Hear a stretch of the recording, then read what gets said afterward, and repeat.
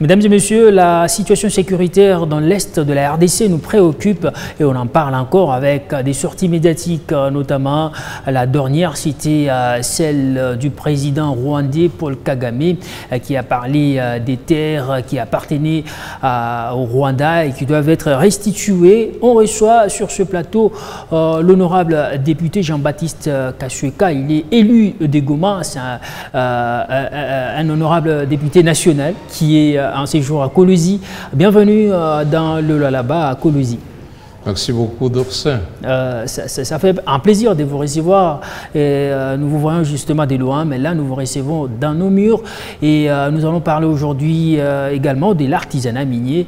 Nous voulons savoir déjà de l'entame de cette émission, c'est quoi votre mission là-bas, le mobile de votre déplacement au niveau de Kolwezi. Merci beaucoup, Dorsin. Je suis Jean-Baptiste Kasweka, député national élu de Goma au Nord Kivu. Depuis longtemps, depuis le début de l'exercice de mon mandat à l'Assemblée nationale, je suis fortement préoccupé par la question sécuritaire dans le but d'aider la plupart des compatriotes congolais, tant à l'intérieur qu'à l'extérieur de notre pays, à comprendre la gravité de la menace qui pèse sur la vie de nos populations au Nord Kivu, comme en Ituri et au Sud Kivu, la gravité de la menace de balkanisation qui guette notre pays. Mais je pensais également qu'il n'y a pas de Congo sans Lualaba. Il n'y a pas de Congo sans Katanga. Il n'y a pas de Congo sans chacune de ces provinces. Le Grand Katanga constitue les poumons économiques de notre pays. Le Grand Katanga, lorsque nous disons que la RDC dispose de 60% de la réserve mondiale du cobalt, mais ces 60%-là, c'est Lualaba, c'est au Kolwezi, c'est dans ce territoire de Lualaba, c'est dans le Haut-Katanga. Et j'avais toujours nourri le désir de venir faire la connaissance de réalité des populations. Et depuis mon arrivée, il faut vous avouer, Dorsin, que je suis confronté à plusieurs paradoxes. Entre autres, j'étais à Kasumbalesa avant de venir ici. Je suis parti de Lubumbashi pour Kasumbalesa. De Kasumbalesa, le jour suivant, je suis venu à Kolwezi. Et tout au long de la route, j'ai enregistré des centaines de camions, comment vous les appelez, des tracks, qui évacuent des tonnes et des tonnes de minerais, cobalt, cuivre et autres. Depuis mon arrivée à Kolwezi, je fais le tour de la ville, des cités, telles que cité Kolwezi, j'étais à Kapata, j'étais à Musonoi.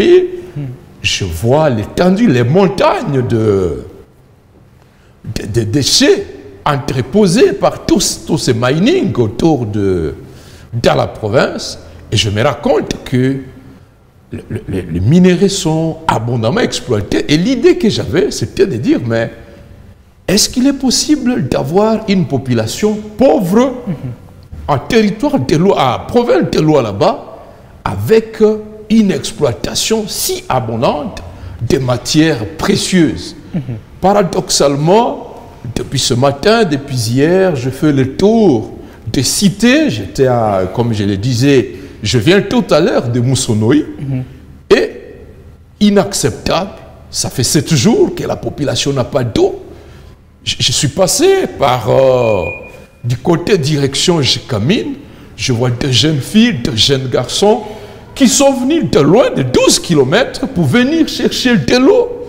Alors la même chose, pendant que je sortais de Lubumbashi vers Kasumbalesa, je me suis arrêté au village Shinga, je pense. Je me suis entretenu un peu avec les populations pendant quelques temps, et les populations qui me disent, Baba, apa kwetu kupata maji ni shida. Kupata moto, c'est-à-dire il n'y a pas d'eau. C'est un scandale, c'est inacceptable. Ça, on peut dire si c'est la mauvaise foi des autorités, des entreprises ou encore de la population. Alors, non seulement ça, donc ça, avant que je ne te réponde, et je me raconte que, je note, ce matin, je m'entretenais avec des mamans au quartier qui sont nostalgiques de la période de Gécamine, qui disent du temps de la Gécamine, Gécamine prenait à charge l'éducation de nos enfants, notre santé, les routes, l'habitat, les maisons étaient construites. C'était un modèle d'exploitation humaine, civilisé. Mais aujourd'hui, c'est un modèle sauvage. Comme je vous le disais, je viens, n'est-ce pas, de la cité Kolwezi, où je vois des maisons détruites, même l'école, 2 écoles. J'ai vu des habitations qui sont encore dans les zones d'exploitation. Je pose la question, me dis, mais il y a un problème au sujet de l'indemnisation.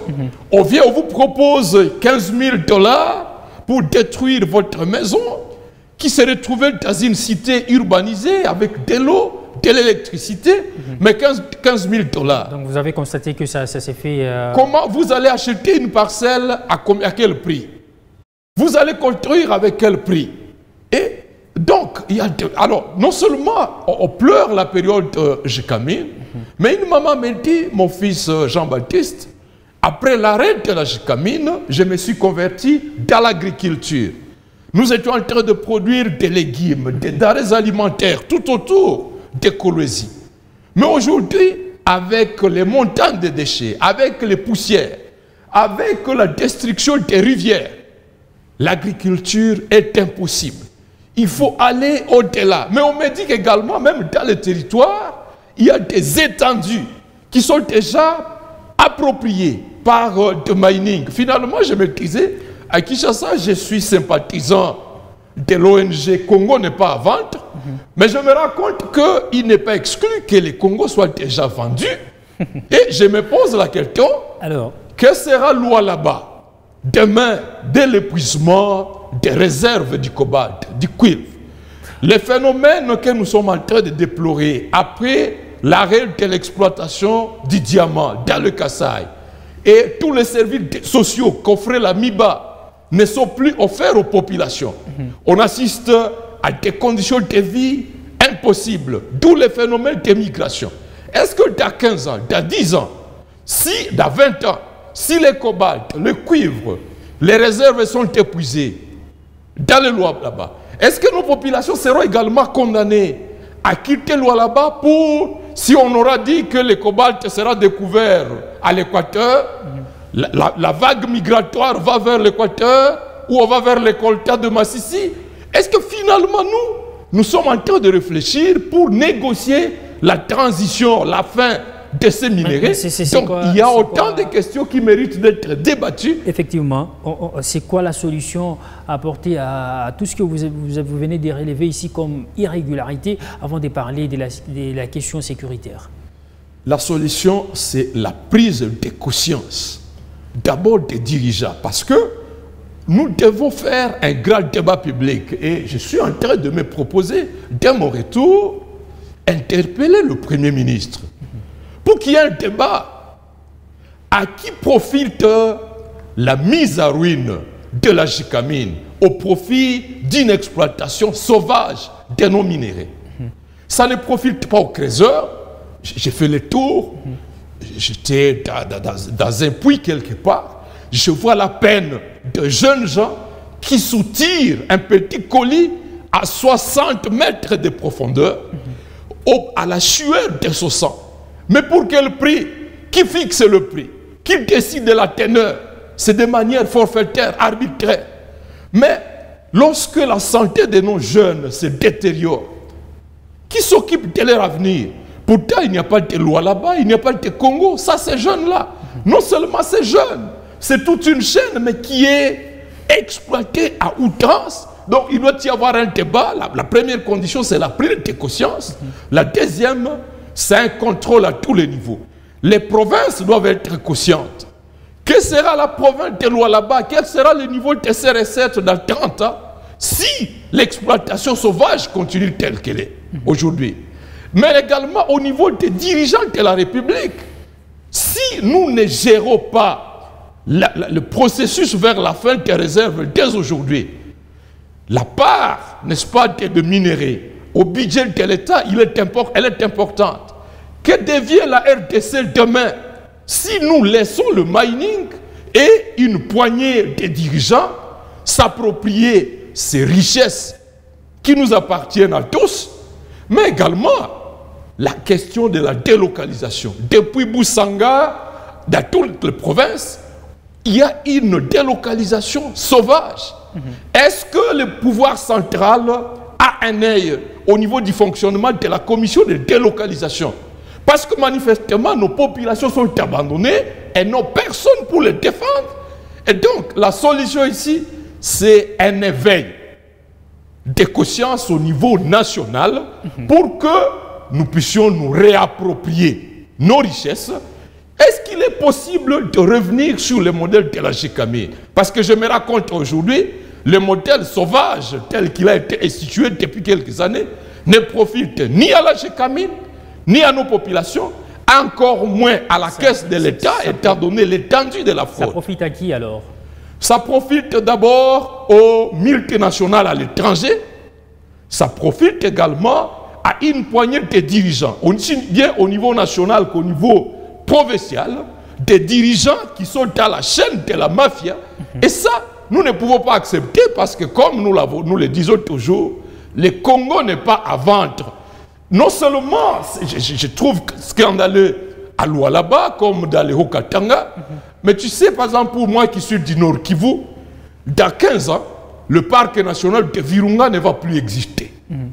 Pourquoi? À cause de la présence des FDLR, vous avez bien posé la question avec Paul Kagame qui se permet des bêtises, alors que la présence des réfugiés rwandais venus depuis 1994 menace l'existence du parc.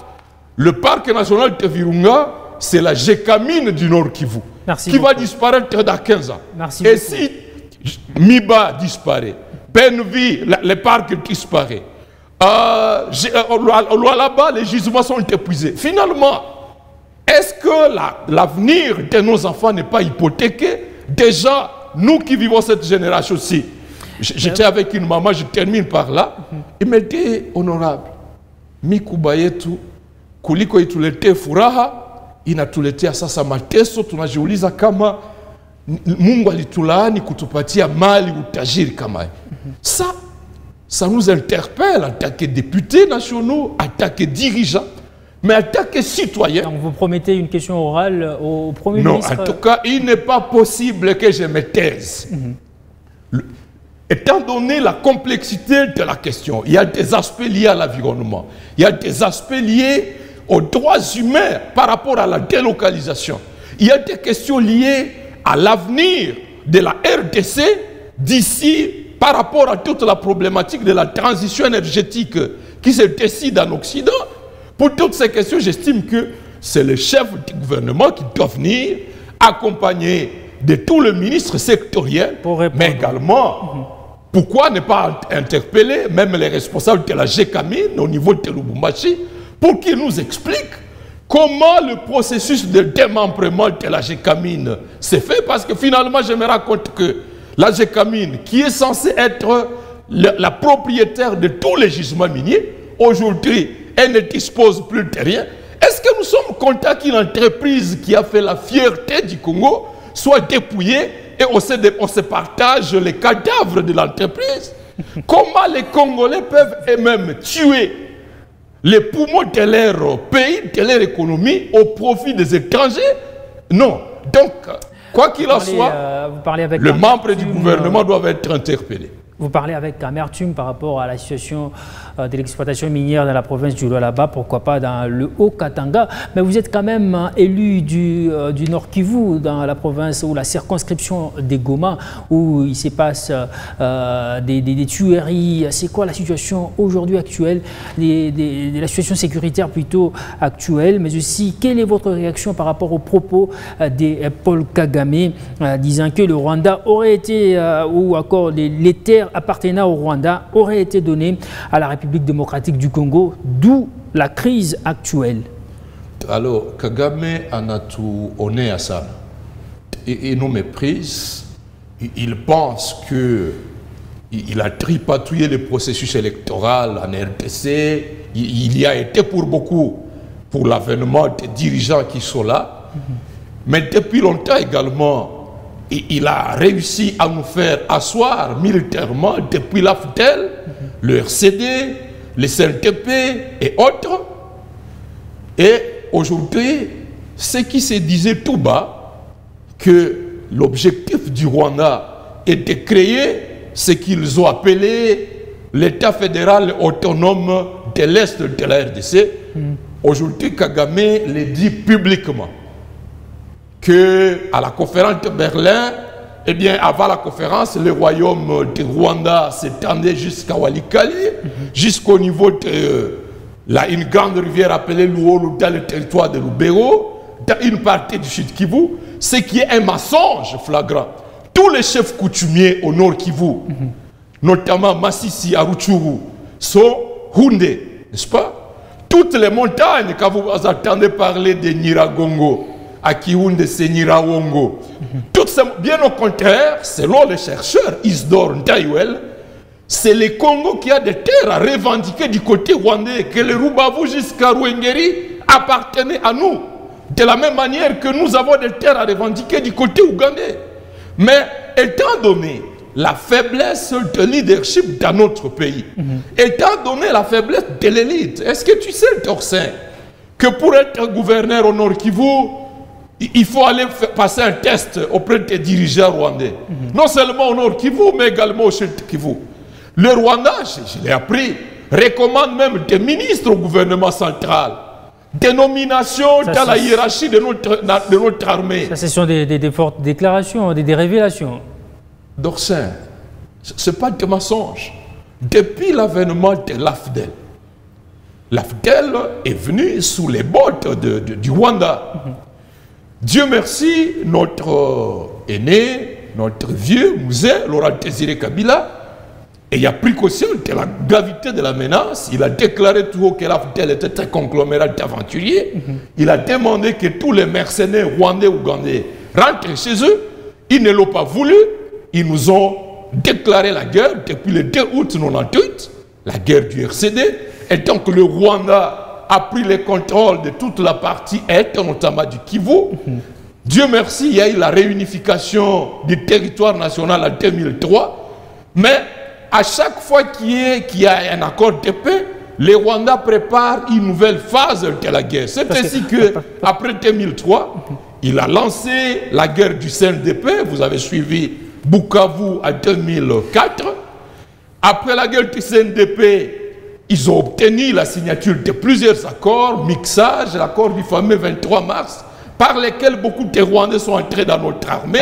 Parce que vous avez parlé du M23, il y a la force régionale qui a été déployée sur le terrain pour travailler aux côtés des FARDC. Est-ce que vous, en tant qu'élu du Nord Kivu, des Goma, vous avez trouvé ça opportun que cette force puisse être déployée sur notre sol? En 2013, donc, rapidement, oui. Ce sont les militaires congolais, appuyés par la brigade d'intervention des Nations Unies, notamment des Sud-Africains, de Malawites, qui ont battu les Tanzaniens, qui ont battu les M23, des Congolais à l'avant-plan.